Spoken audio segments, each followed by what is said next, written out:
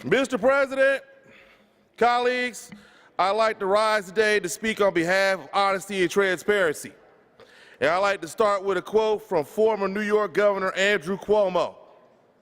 Too often, government responds to the whispers of the lobbyists before the cries of the people. Let me tell you, friends, the people in Flint are crying. But instead of hiring more doctors, teachers, counselors, and nutritionists to help the children of Flint, Governor Snyder turned around and hired PR specialists. And not just any PR firm.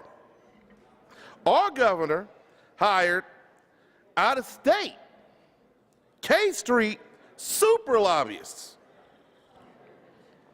which seems particularly suspicious, given that the rumor that Governor Snyder may be asked to testify in front of Congress.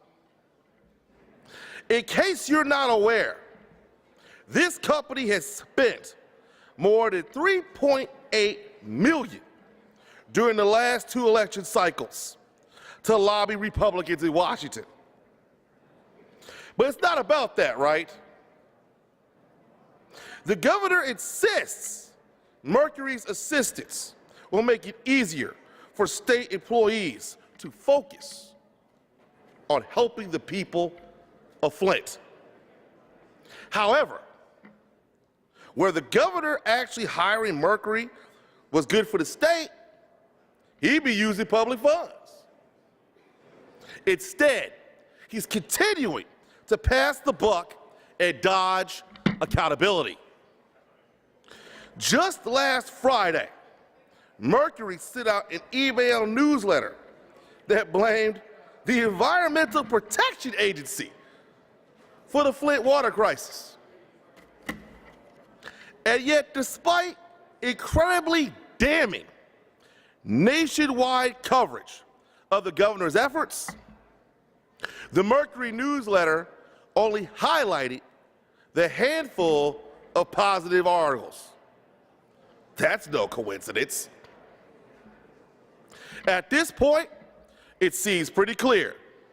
No one in that administration is dedicated to truth, justice, and the American way.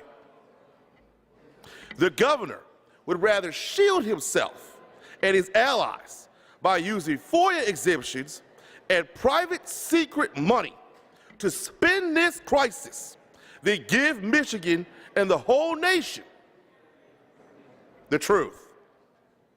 This is a public health crisis, not a public relations crisis.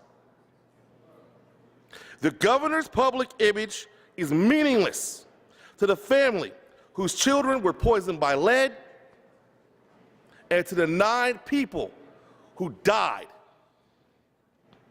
and to the 89 people who are affected with Legionnaire's disease. The governor's public image is especially meaningless to the future generations of children whose very DNA could be altered by the lead their parents were exposed to.